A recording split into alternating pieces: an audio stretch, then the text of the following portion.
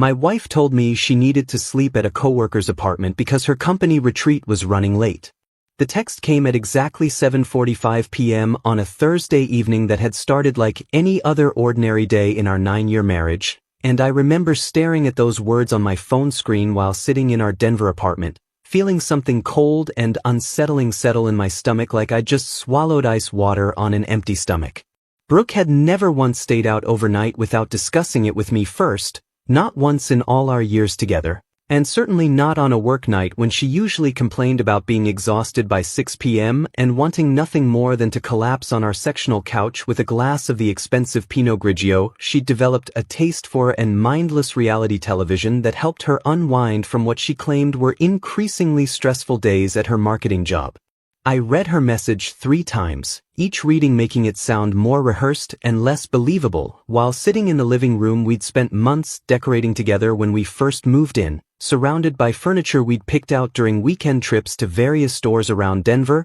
photographs from our wedding day displayed on the mantel above the fireplace we'd never actually used, and the throw pillows she'd insisted we needed to make the space feel more homey and welcoming for the future.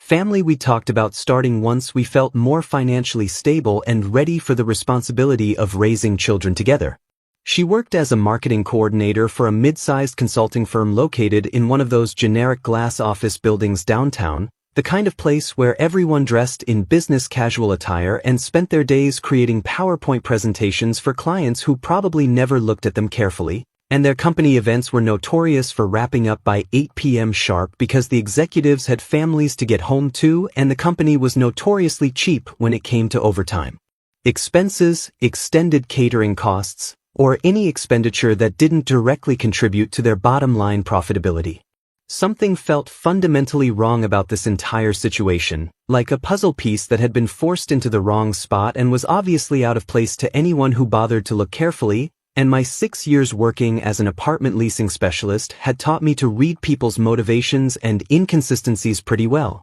especially when someone was trying to convince me of something that didn't align with the facts or their previous behavior patterns. When people lie, they usually over-explain or under-explain, and Brooke's text fell squarely into the under-explain category, providing just enough information to sound plausible while avoiding any details that could be verified or questioned later if her story fell apart under scrutiny. The message felt rehearsed and impersonal, nothing like the way she usually communicated with me through text, lacking the little emoticons she typically used or the casual, affectionate tone that had characterized our communication throughout our relationship, even during periods when we were annoyed with each other or dealing with stress from work or family obligations. I decided to respond strategically rather than emotionally, taking a few minutes to consider my options before typing back that I wasn't going to be alone tonight either, a response that was technically true since I was expecting a grocery delivery later and might have some work calls to handle,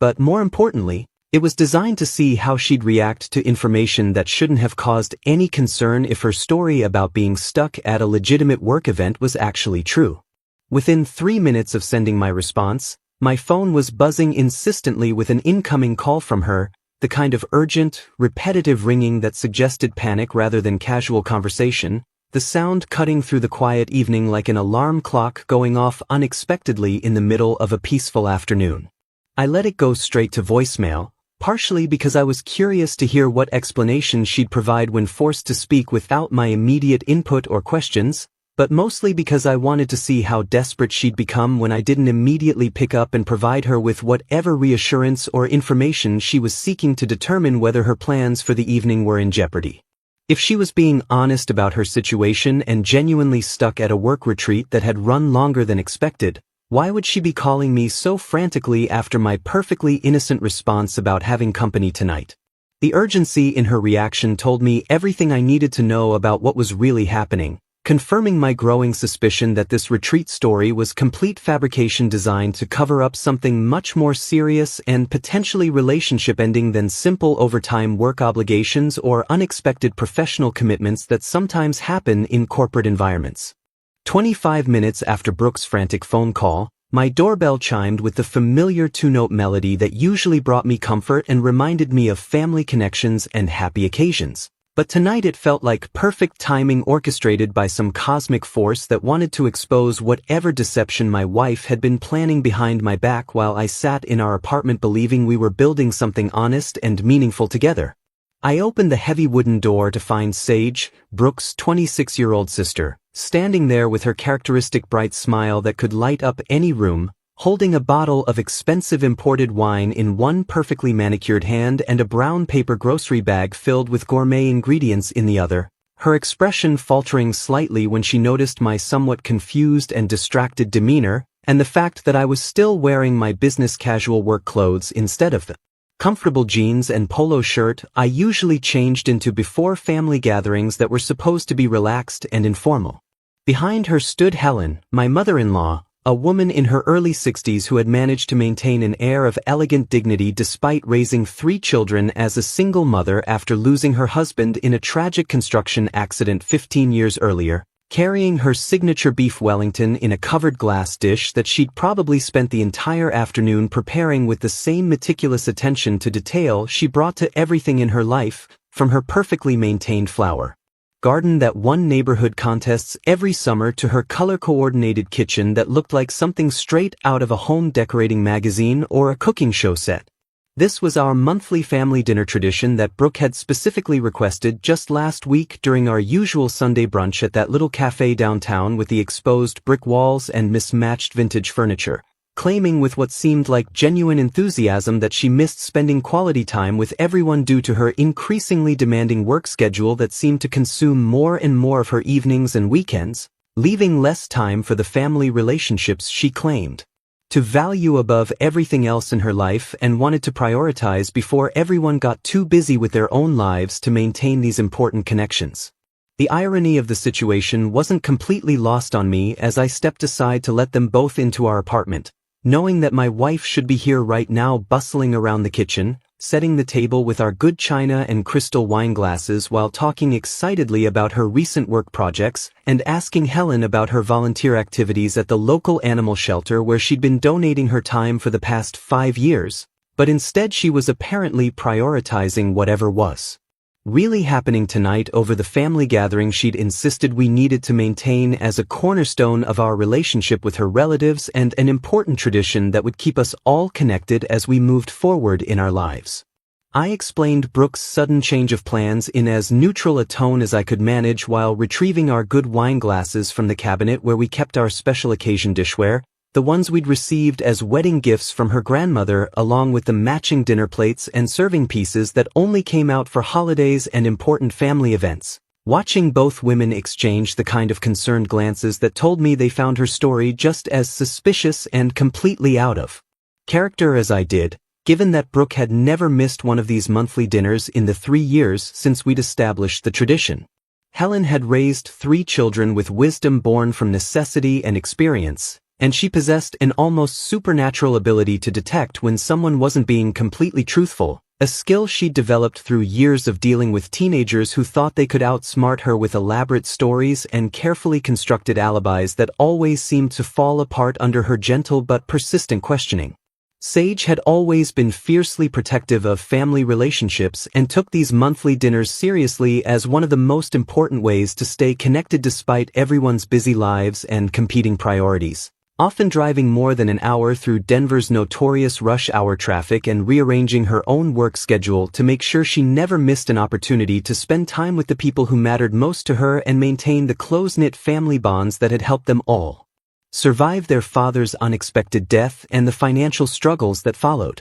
Just as we were settling down to eat Helen's perfectly prepared beef Wellington and beginning to discuss Sage's recent promotion at her graphic design firm where she'd been working on a major rebranding project for a local nonprofit organization that provided housing assistance to homeless veterans, we heard the unmistakable sound of a car door slamming in our apartment complex parking lot with considerably more force than necessary, followed by the rapid clicking of heels on concrete walkway. That sounded like someone running while wearing expensive shoes and the familiar jingle of Brooke's oversized keychain as she apparently struggled to find the right key in what sounded like a state of complete panic and mounting desperation. The front door burst open with dramatic timing that would have been comical in a romantic comedy but felt ominous and potentially life-altering in the context of our current situation. And there stood my wife looking absolutely stunning in an outfit that had clearly been chosen with meticulous care to impress someone special rather than attend a boring corporate retreat that supposedly ran late and required her to sleep at a colleague's apartment for convenience and safety reasons.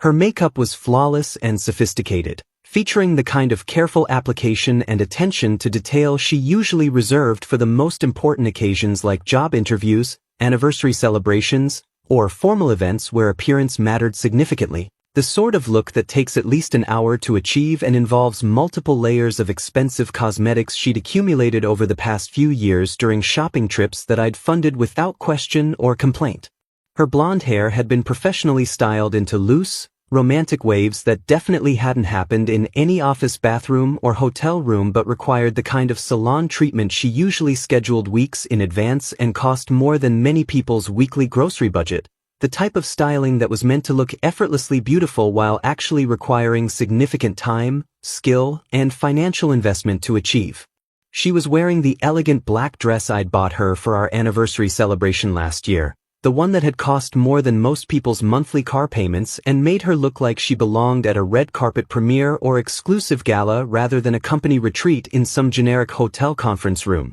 paired with the designer heels that cost more than most people's monthly rent payments and were definitely not appropriate for standing around at corporate events or walking on hotel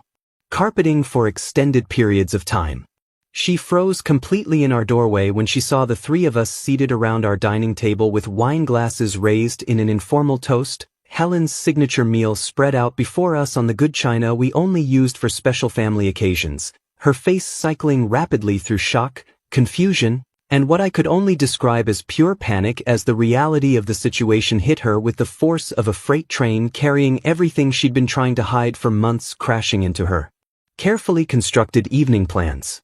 I calmly raised my wine glass in her direction with deliberate precision and delivered the line I'd been mentally rehearsing since her frantic phone call earlier, explaining in a measured tone that I wasn't alone tonight either and that her timing was absolutely perfect for our monthly family dinner that she'd specifically requested just last week while we were having brunch at that cozy downtown cafe where she'd seemed so excited about maintaining family traditions and staying connected to the people who supposedly mattered most to her above all other considerations. Brooke began stammering something about her colleague's story and how the corporate retreat had ended earlier than expected due to some kind of scheduling conflict or venue issue that had forced everyone to disperse to their homes or alternative accommodations. But her words sounded increasingly hollow and desperate as she realized that her carefully constructed lie was falling apart in real time in front of the three people whose opinions mattered most to her and whose disappointment would hurt more than anything else in the world because they loved her unconditionally and had supported her through every challenge and setback in her adult life. Helen set down her fork and knife with the kind of deliberate precision that indicated she was processing information and drawing conclusions based on decades of experience reading people and situations, her expression shifting from maternal concern to growing disappointment as she began to understand that something much more serious than a work emergency was unfolding in front of her eyes. Sage's eyes moved back and forth between her sister and me like she was watching the final moments of a championship tennis match that would determine someone's entire future, her usual cheerful demeanor replaced by confusion and growing alarm as she tried to reconcile the woman standing in our doorway with the sister she'd known and trusted her entire life.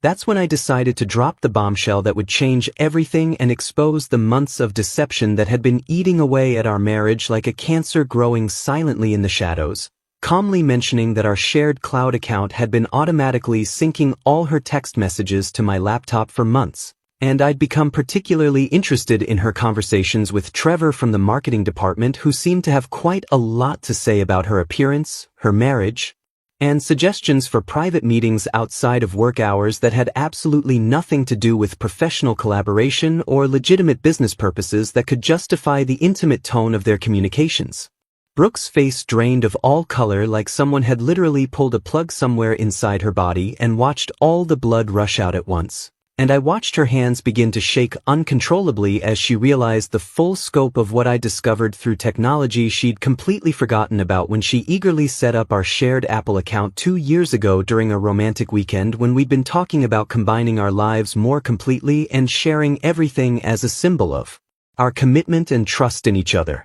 I recited specific details from her flirtatious conversations with Trevor in a calm, measured voice that contrasted sharply with the explosive and relationship-destroying nature of the content I was revealing to her family, including his compliments about how beautiful she looked in the red sweater she wore last Tuesday and her response about how she wished he could see her in something even more revealing and intimate, along with their detailed discussion about meeting at his apartment tonight. While his wife and children were conveniently visiting relatives in Colorado Springs for their annual family reunion that would give them the perfect opportunity to finally consummate the emotional affair they'd been conducting for months through text messages and secret phone calls during work hours. Sage nearly choked on her wine and had to grab her cloth napkin to keep from spitting the expensive vintage across Helen's carefully prepared meal and the antique lace tablecloth that had been passed down through 3 generations of their family, while my mother-in-law set down her silver utensils with a look of profound disappointment and betrayal that seemed to age her several years in the span of just a few seconds,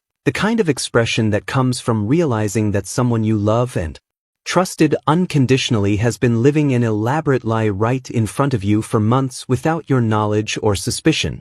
The dining room filled with the kind of suffocating tension that makes everyone hyper-aware of every small sound, from the gentle hum of our stainless steel refrigerator to the distant traffic outside our apartment complex and the ticking of the antique clock on our mantel that Brooke had inherited from her grandmother, while my wife stood there in her carefully chosen seduction outfit realizing that her months of secret conversations and detailed planning for tonight's romantic encounter had been completely exposed to the 3 people whose opinions mattered most to her and whose love and respect she'd taken for granted while pursuing someone else's attention and validation. I continued reading excerpts from their intimate message exchange, describing how Trevor had systematically convinced her that she deserved someone who appreciated her properly and understood her needs better than her current husband, and how she'd gradually opened up about her growing dissatisfaction with our marriage and her increasing belief that she'd settled too early in life and missed out on the kind of passionate, exciting connection she'd always dreamed about finding with someone who truly understood her deepest desires and professional ambitions. The messages revealed months of careful emotional manipulation and grooming, with Trevor slowly isolating her from her satisfaction with our relationship while positioning himself as the understanding confidant who could offer her everything she felt was missing in her life, while she gradually shared more intimate details about our private conversations and her growing belief that our marriage was holding her back from becoming the person she was meant to be in a world full of exciting possibilities and passionate connections. Helen finally broke the deafening silence by asking Brooke directly in her stern but loving maternal voice if these messages were real and accurate representations of her feelings and intentions, and if she had any reasonable explanation for the level of intimacy, future planning, and outright betrayal they revealed about her secret relationship with a married coworker, and my wife's complete inability to deny the evidence or offer any believable explanation told us everything we needed to know about the depth of her betrayal and the months of careful calculation that had gone into tonight's elaborate deception. Sage immediately pulled out her iPhone and called their older brother Qley, who lived just 15 minutes away in a modest 2-bedroom townhouse he'd been slowly renovating on weekends with his construction skills and had always served as the family's voice of reason during major crisis situations, from their father's sudden death 10 years ago to various family financial emergencies and relationship problems that required someone with a level head, practical perspective, and the moral authority to help navigate complicated emotional situations without making them worse through poor judgment or emotional reactions. She explained the unfolding situation in hushed, urgent tones while Brooke collapsed into the chair I'd originally set for her with tears streaming down her perfectly applied makeup, creating dark mascara streaks that made her look like a tragic character in some melodramatic soap opera about betrayal, deception, and family dysfunction that would be entertaining if it weren't destroying real lives and relationships that had taken years to build and nurture. Qley arrived within 30 minutes of Sage's call, still wearing his dusty work clothes from his job as a construction supervisor where he'd been putting in 12-hour days to finish a major commercial project before the approaching winter weather made outdoor construction work more difficult, expensive, and potentially dangerous for his crew. And the moment he walked through our front door and saw his sister's tear-stained face alongside the three of us sitting in stunned silence around a dinner table that should have been filled with laughter, family stories, and warm conversation, he immediately grasped the gravity of what was happening without needing a detailed explanation of the evening's revelations. I watched Brooke finally break down completely under the weight of her family's disappointed stares and mounting evidence, admitting through broken sobs that she had indeed developed romantic feelings for Trevor over the past several months, and that tonight she had planned to spend the night at his apartment while his wife and children were conveniently out of town visiting relatives she'd never bothered to meet despite hearing countless stories about them and seeing family photos displayed prominently in Trevor's office cubicle during the few times I'd visited Brooke's workplace for company parties or special events. Her confession came out in fragmented sentences between heaving sobs that sounded more like someone mourning the loss of their secret fantasy relationship than expressing genuine remorse for the devastating pain they'd caused to people who loved them unconditionally and had supported them through every challenge, setback, and difficult transition in their adult lives without ever questioning their loyalty or commitment to the family bond they'd all worked so hard to maintain. I found myself feeling oddly detached from the emotional chaos unfolding in what had been our peaceful home just a few hours earlier before everything exploded into this nightmare of exposed lies, shattered trust, and family confrontation that would change all of our relationships forever in ways none of us could have anticipated when we'd planned this simple family dinner. Cole demanded in his authoritative older brother voice that she call Trevor immediately and put the phone on speaker so everyone present could hear exactly what kind of man she'd been planning to betray our 9-year marriage for, and when Trevor answered with the words that would be burned into all of our memories forever, his voice dripping with anticipation and sexual expectation, "Hey gorgeous, are you almost here? I've got your favorite wine chilling in the refrigerator and I can't wait to finally have you all to myself tonight without having to worry about your husband or anyone else interrupting our time together." The entire room fell into the kind of absolute silence that comes before a devastating thunderstorm when the air pressure changes dramatically and everyone can feel something terrible and destructive approaching on the horizon. The raw evidence of their intimate planning and the casually possessive way Trevor spoke to my wife like she was already his girlfriend and they were just another normal couple planning a romantic evening together hit Cole like a physical blow to his moral sensibilities, and he expressed his complete disgust and outrage with language that made Helen wince while Sage stared at her sister like she was looking at a complete stranger who happened to share her DNA but possessed none of the values, moral compass, or basic decency they'd been raised with in their close-knit family. I quietly informed everyone present that our marriage was officially over and that I would be filing for divorce as soon as possible through my attorney, feeling a strange sense of relief and liberation wash over me as I finally spoke the words I'd been avoiding and dreading for months while watching our relationship deteriorate into something I no longer recognized, respected, or wanted to fight for. Something that had become more about maintaining appearances and avoiding difficult conversations than actually building a future together based on honesty, mutual respect, and genuine emotional connection. The next morning I gave Brooke exactly 1 week to find alternative living arrangements and remove all of her belongings from our shared apartment, calmly reminding her that only my name appeared on our lease agreement due to her poor credit history and significant student loan debt that had prevented her from qualifying as a co-signer when we'd moved in together 3 years ago after deciding we were ready to take the next major step in our relationship and create a shared living space that reflected our combined tastes, values, and long-term plans for building a life together. Helen stepped up immediately with the kind of maternal responsibility and practical wisdom that had helped her successfully raise 3 children as a single mother, offering temporary housing at her own apartment with strict conditions that included absolutely no contact with married men under any circumstances, finding full-time employment within 30 days to support herself financially and prove she was taking genuine responsibility for her choices and their consequences, and complete honesty about her whereabouts at all times, essentially treating her grown daughter like a teenager who had violated every family rule simultaneously and could no longer be trusted to make responsible decisions without close supervision and accountability. Over the following days, Brooke made increasingly desperate attempts to salvage our relationship through a combination of emotional manipulation tactics that ranged from tearful apologies about making a terrible mistake that didn't represent who she really was, to angry accusations that I was being unreasonably harsh and unforgiving about what she characterized as a momentary lapse in judgment, along with elaborate promises to cut off all contact with Trevor permanently and attend intensive marriage counseling sessions if I would just give her one more chance to prove she could change and become the devoted wife I deserve to have for the rest of our lives together. I remained completely resolute in my decision to end our marriage permanently, feeling more certain and confident with each passing day that I'd made the right choice as I watched her cycle through every emotional manipulation strategy in her extensive playbook without ever taking genuine responsibility for the months of careful planning,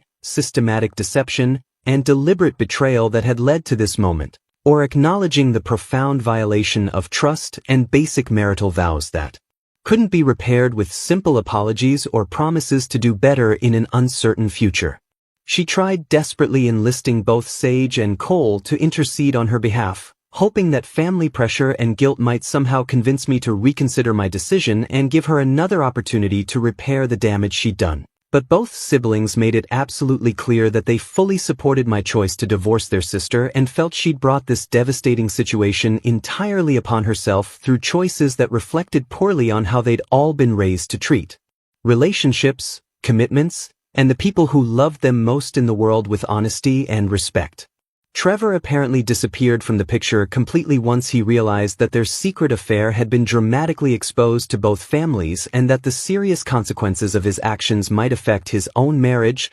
professional reputation, and financial stability, proving conclusively that his interest in Brooke had been purely opportunistic and self-serving rather than the deep emotional connection and genuine love she'd convinced herself they shared during their months of secret conversations about building an exciting future together. Brooke eventually moved out with Cole's reluctant assistance, packing her belongings while I was at work to avoid the awkwardness and potential drama of another emotional confrontation that might involve more desperate tears, angry accusations, or last-minute attempts to change my mind through emotional manipulation or promises she had no realistic intention or ability to keep. And I returned home that evening to find an apartment that felt immediately lighter and more peaceful than it had in many months, like someone had finally opened all the windows and doors to let fresh air circulate through rooms that had been suffocating under the weight of lies, resentment, and unspoken tension. The relief I felt was overwhelming and immediate,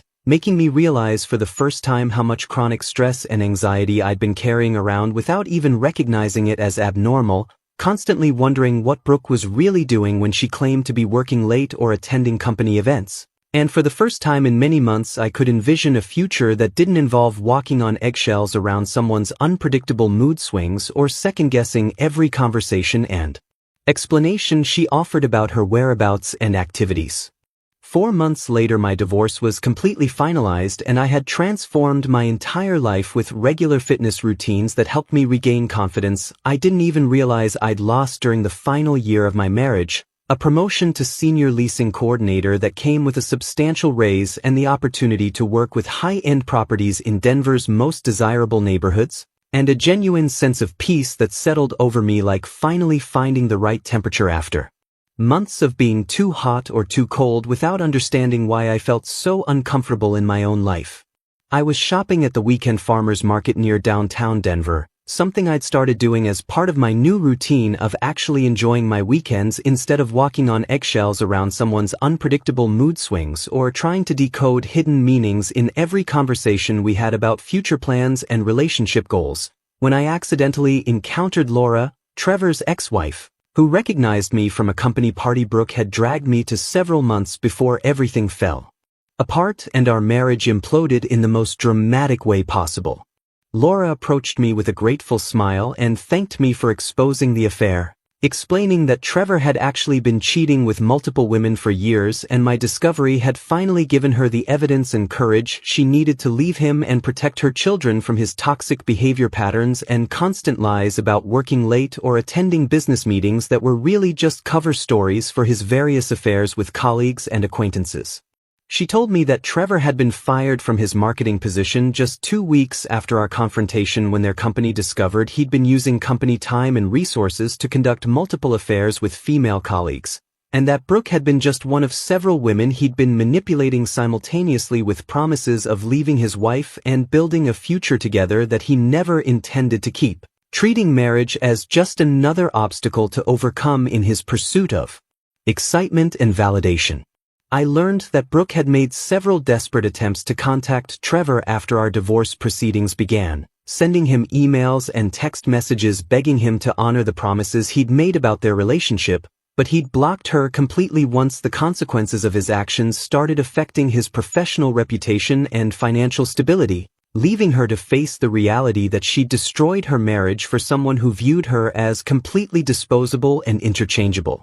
with any other woman willing to believe his lies. Brooke had been sending me increasingly desperate emails through her work account, since I'd blocked her personal communications completely, begging me to consider reconciliation and claiming she'd learned valuable lessons about what really mattered in relationships. But I maintained firm boundaries and eventually blocked those accounts as well because I had no interest in reliving the pain and betrayal she'd caused or giving her false hope that our relationship could ever be repaired. Helen continued inviting me to their monthly family dinners as an honorary member, and I accepted these invitations because I genuinely enjoyed spending time with people who valued honesty and loyalty above convenience and excitement, finding in Brooke's family the kind of stability and authentic connection that I'd been missing in my marriage for far longer than I'd been willing to admit to myself or anyone else. 6 months after our divorce was finalized, I felt completely confident that I'd made the right decision. And I could honestly say that the dramatic confrontation that night had been the best thing that could have happened to me,